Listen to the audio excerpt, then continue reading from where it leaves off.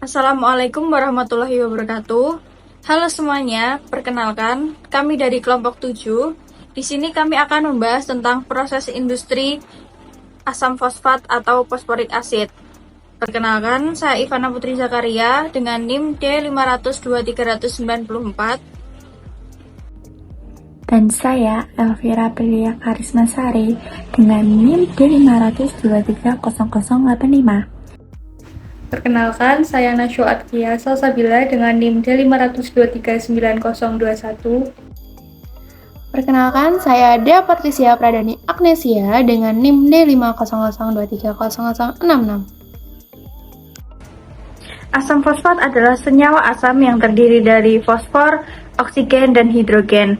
Asam fosfat memiliki rumus kimia yaitu H3PO4. Asam ini sering digunakan dalam industri sebagai bahan dasar pupuk, pemanis buatan, dan bahan dasar pengasaman pada minuman ringan.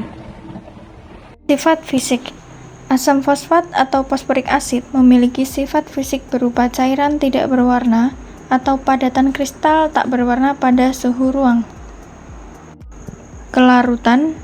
Asam fosfat akan larut sempurna dalam air, membentuk larutan dengan sifat asam. Titik leleh dan didih. Asam fosfat akan leleh pada suhu 42 derajat Celcius dan akan didih pada suhu 213 derajat Celcius. Higroskopisitas. Asam fosfat memiliki higroskopis, artinya mampu menyerap kelembapan dari udara. Untuk apa asam fosfat digunakan? Asam fosfat adalah senyawa serbaguna yang memiliki berbagai kegunaan dalam kehidupan sehari-hari dan industri. Dalam makanan dan minuman, asam fosfat digunakan untuk mengatur keasaman, memberikan rasa tajam, terutama pada soda. Kalau di bidang pertanian, bahan ini penting untuk pembuatan pupuk fosfat. Selain itu, asam fosfat digunakan sebagai bahan baku dalam deterjen, pembersih logam, semen gigi, dan perawatan gigi. Dengan berbagai fungsi tersebut, asam fosfat memiliki peran besar dalam memenuhi kebutuhan sehari-hari dan industri. Untuk bahan baku asam fosfat, untuk bahan baku yang digunakan pada bahan baku utama adalah batuan fosfat, H2SO4, dan air. Asam fosfat digunakan sebagai rust reformer atau yang lebih dikenal dengan bahan kimia yang dapat menghilangkan karat pada logam. Asam fosfat juga digunakan sebagai larutan elektrolit dalam fosforik acid fuel cell atau dikenal sebagai baterai. Asam fosfat juga digunakan pada produk kecantikan sebagai pengatur tingkat keasaman atau pH untuk produk-produk kosmetik dan perawatan kulit lainnya. Asam fosfat juga dimanfaatkan sebagai bahan kimia pengoksidasi dalam proses produksi karbon aktif. Seperti yang sudah dijelaskan sebelumnya, sekitar 90% penggunaan asam fosfat adalah untuk pembuatan pupuk. Pupuk ini seperti halnya triple super phosphate atau TSP, diamonium hidrogen phosphate DAP, dan monoamonium dihidrogen fosfat MAP. Penggunaan asam fosfat juga banyak diterapkan pada bidang kesehatan, yaitu untuk perawatan gigi yang dicampurkan dengan zinc powder untuk membuat zinc fosfat. Zinc fosfat sendiri digunakan sebagai semen gigi yang penggunaannya bersifat sementara. Yang memiliki hobi menanam pada media hidroponik, ternyata asam fosfat juga banyak digunakan untuk mengatur dan menstabilkan media pada tanaman hidroponik. Selanjutnya saya akan menjelaskan proses pembuatan asam fosfat. Yang pertama itu ada dengan metode wet process, dan yang kedua menggunakan thermal process. Di sini saya akan menjelaskan proses pembuatan asam fosfat dengan wet process. Yang pertama yaitu mempersiapkan bahan baku. Bahan baku yang digunakan adalah batuan fosfat dan asam fosfat cair. Kedua bahan ini dimasukkan ke dalam mil. Kemudian seperti yang tertera pada diagram, batuan yang telah dihancurkan tadi akan masuk ke dalam reaktor.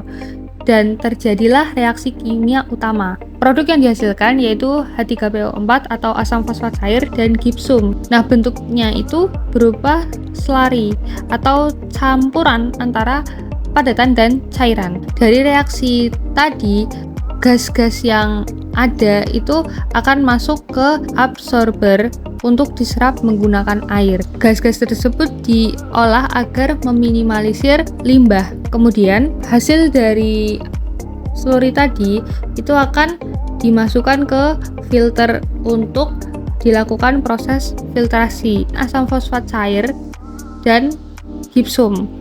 Kemudian filtratnya yaitu H3PO4 atau asam fosfat cair itu masuk ke evaporator untuk menghilangkan air sehingga konsentrasinya itu menjadi lebih tinggi. Pada akhirnya akan diperoleh asam fosfat dengan konsentrasi 75% dan 25% H2O.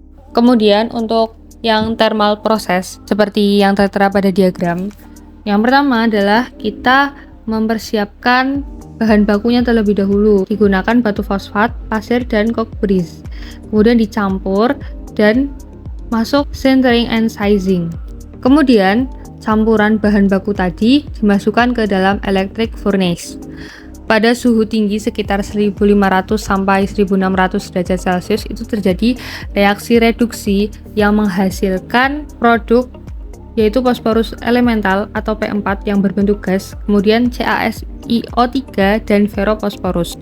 Selanjutnya, gas fosfor elemental atau P4 tadi itu diarahkan ke hidrator, kemudian dibakar dengan udara dan air. Kemudian gas-gas sisa pembakaran tadi disaring menggunakan Cottrell precipitator untuk menangkap partikel kecil, sehingga menghasilkan gas yang lebih bersih. Dan sisa-sisa fosfor atau produk samping lainnya itu dapat direduksi. Kemudian gas yang sudah bersih tadi dan larutan asam fosfat dari hidrator itu masuk ke purifier untuk proses pemurnian lebih lanjut. Kemudian asam fosfat dari purifier itu disaring menggunakan sand filter untuk memastikan tidak ada lagi padatan atau pengotor yang tersisa. Setelah itu asam fosfat akan masuk ke dilution tank, yang mana asam fosfat akan dibagi menjadi dua produk, yaitu asam fosfat pekat 85% yang digunakan untuk kebutuhan industri dan asam fosfat encer 50% yang digunakan untuk aplikasi khusus atau bahan baku lanjutan. Nah, dari penjelasan tadi dapat disimpulkan bahwa thermal proses itu memiliki hasil asam fosfat yang lebih murni bila dibandingkan dengan wet proses. Walaupun tahapannya lebih rumit, namun produk yang dihasilkan itu memiliki kualitas yang lebih baik bila dibandingkan dengan asam fosfat yang dihasilkan melalui wet proses. Nah, seperti yang kita ketahui pada sebelumnya, proses pembuatan asam fosfat dapat dilakukan melalui dua proses, yaitu proses basah dan juga proses termal. Nah, di sini saya akan menjelaskan bagaimana kondisi atau alat pada proses utama asam fosfat dengan proses basah terlebih dahulu. Nah, yang pertama ada mill. Mill ini merupakan penggilingan batuan fosfat dihancurkan menjadi partikel kecil untuk meningkatkan luas permukaan dan reaktivitasnya. Pada mill ini bertekanan 1 atm dan juga bersuhu 25 derajat Celcius hingga 30 derajat Celcius. Nah, yang kedua ada reaktor. Reaktor ini biasanya tempat berlangsungnya reaksi antara batuan fosfat dengan asam sulfat. Nah, kondisi operasinya yaitu sekitaran suhu 70 sampai 80 derajat Celcius dan bertekanan 1 atmosfer. Nah, yang ketiga ada filter. Biasanya filter ini memisahkan asam fosfat cair dari produk samping gipsum. Nah, pada kondisi ini tekanannya biasanya rendah karena untuk mempermudah penyaringan. Beroperasi secara kontinu untuk efisiensi 0,1 sampai 0,3 atm. Pada filter ini biasanya digunakan pada suhu 70 derajat Celcius. Nah, yang keempat ada absorber. Gas fluorida yang dihasilkan tadi biasanya diserap dan diolah menjadi asam fluosikat. Nah, pada absorben inilah tekanannya 1 atm dan juga 25-30 derajat Celcius. Dan yang terakhir, pada proses basah ini menggunakan evaporator. Evaporator ini tuh digunakan untuk menguapkan air untuk meningkatkan konsentrasi asam fosfat hingga 50-60%. Pada kondisi operasi evaporator ini biasanya menggunakan suhu 70-110 derajat Celcius untuk menghindari dekomposisi asam fosfat. Tekanan yang digunakan pada evaporator ini yaitu tekanan vakum untuk efisiensi penguapan. Nah, sekarang saya akan menjelaskan bagaimana kondisi atau alat proses pada proses yang kedua, yaitu proses termal. Yang pertama ada pembakaran, biasanya ini disebut electric furnace. Di sini fosfor dibakar dalam tungku listrik pada suhu lumayan tinggi, yaitu 1500 sampai 1600 derajat Celcius dengan suplai udara yang terkontrol. Dan yang kedua ada hydrator. Hydrator ini biasanya fosfor pentoksida direaksikan dengan air membentuk asam fosfat dan suhu dijaga pada 1000 derajat Celcius. Dan yang ketiga ada purifier. Di sini gas-gas pengotor seperti H2S dipisahkan dari produk utamanya dengan suhu rendah. Selanjutnya ini adalah contoh-contoh perusahaan yang memproduksi asam fosfat. Yang pertama ada PT Petrokimia Gresik, merupakan salah satu produsen pupuk terbesar di Indonesia yang berlokasi di Gresik, Jawa Timur. Perusahaan ini memproduksi berbagai jenis pupuk termasuk pupuk fosfat berbasis asam fosfat.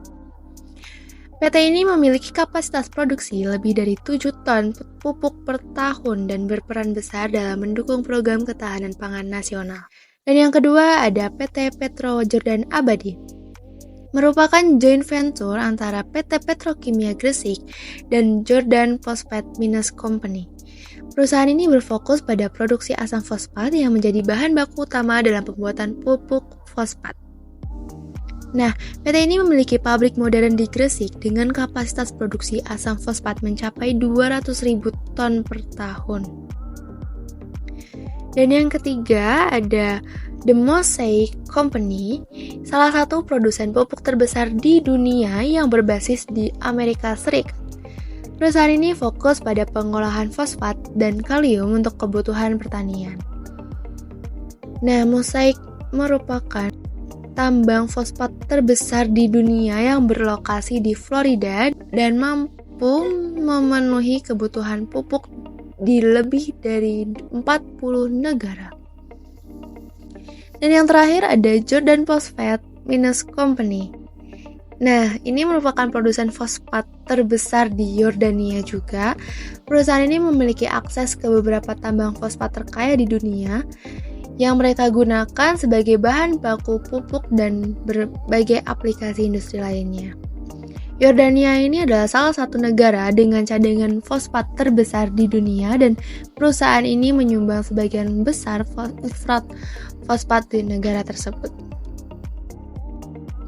Demikian presentasi dari kelompok 7 mengenai proses industri kimia asam fosfat. Terima kasih telah menyaksikan video ini. Tolong tinggalkan pertanyaan di kolom komentar dan jangan lupa like, share, and subscribe. Bye-bye!